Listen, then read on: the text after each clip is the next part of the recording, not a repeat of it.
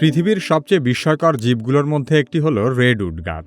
Redwood এমন এক প্রজাতির গাছ যা প্রায় ৩০ তলা ভবনের চেয়েও উঁচু হতে পারে এবং এরা প্রায় হাজার হাজার বছর বেঁচে থাকতে পারে। বিশ্বের সবচেয়ে উঁচু এবং বৃহত্তম গাছ হিসেবে পরিচিত রেডউড লম্বায় এতটাই বড় হয় যে ক্যামেরার একটি ফ্রেমে এসব গাছের ছবিও তোলা যায় না। সে কারণে ন্যাশনাল জিওগ্রাফিক অসংখ্য ছবি জোড়া দিয়ে রেডউড গাছের একটি হাই রেজুলেশন ছবি তৈরি করেছিল। প্রকৃতির অসাধারণ বিস্ময় রেডউড গাছ এতটা বড় হয় কিভাবে সে সম্পর্কে জানব কি কেন কিভাবে এই পর্বে।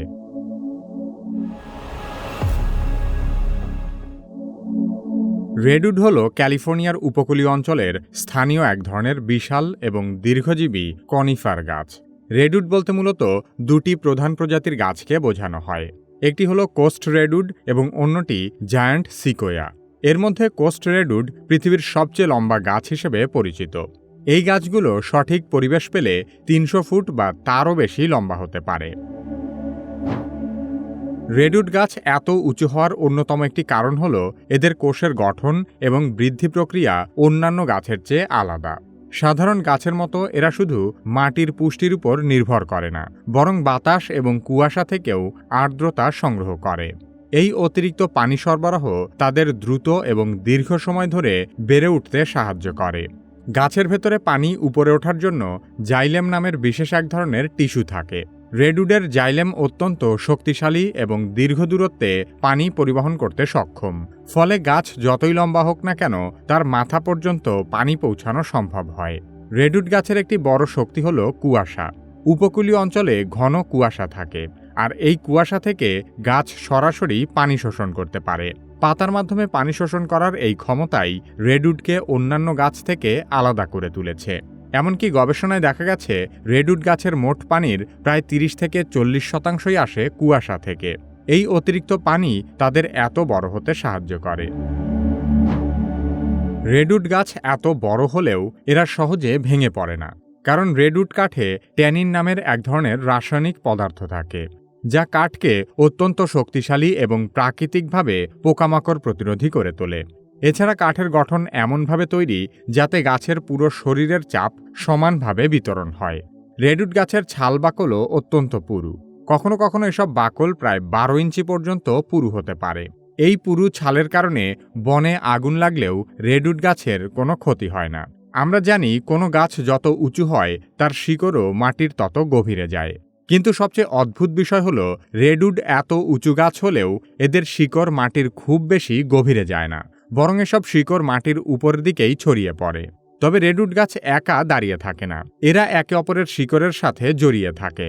একাধিক গাছের মধ্যে থাকা এই আন্তঃসংযোগই তাদের স্থিতিশীলতা বাড়িয়ে তোলে এবং ঝড়ঝাপটায় এরা অনায়াসে টিকে থাকতে পারে। রেডউড গাছ তাদের এই শিকড়ের মাধ্যমে একে অন্যের সাথে তাদের পুষ্টিও ভাগাভাগি করে নিতে পারে।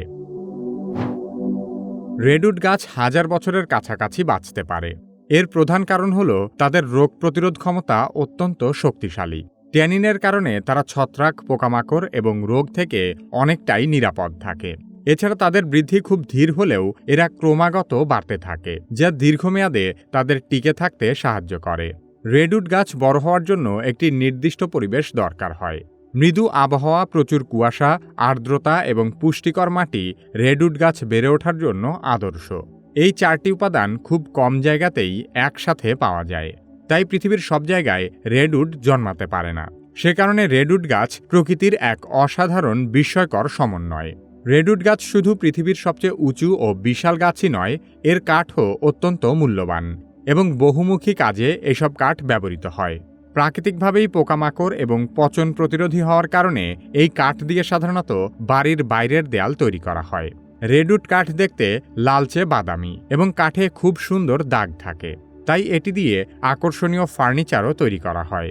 এই কাঠ সহজে পচন ধরে না বলে অতীতে পানির ট্যাঙ্ক এবং ওয়াইন সংরক্ষণের জন্য ব্যারেল তৈরিতে বিপুল পরিমাণ রেডউডের ব্যবহার ছিল।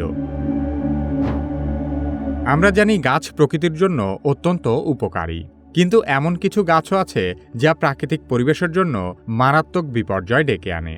বাংলাদেশে মহামারীর মতো ছড়িয়ে পড়া এমনই একটি ক্ষতিকর গাছ হল ইউক্যালিপটাস। ইউক্যালিপটাস গাছ কেন পরিবেশের জন্য মারাত্মক ক্ষতিকর সে সম্পর্কে জানতে চাইলে কি কেন কিভাবে এই ভিডিওটি দেখতে পারেন। বর্তমান সময়ে এআই না শিখলে আপনি নিশ্চিতভাবেই পিছিয়ে পড়বেন। যারা নিজে নিজে এআই এর ব্যবহার শুরু করতে ভয় পাচ্ছেন, তারা কিভাবে একাডেমির এআই দক্ষতা কোর্সে ভর্তি হতে পারেন। ভিডিও ডেসক্রিপশন ও পিন কমেন্টে কোর্সের লিংক দেওয়া আছে।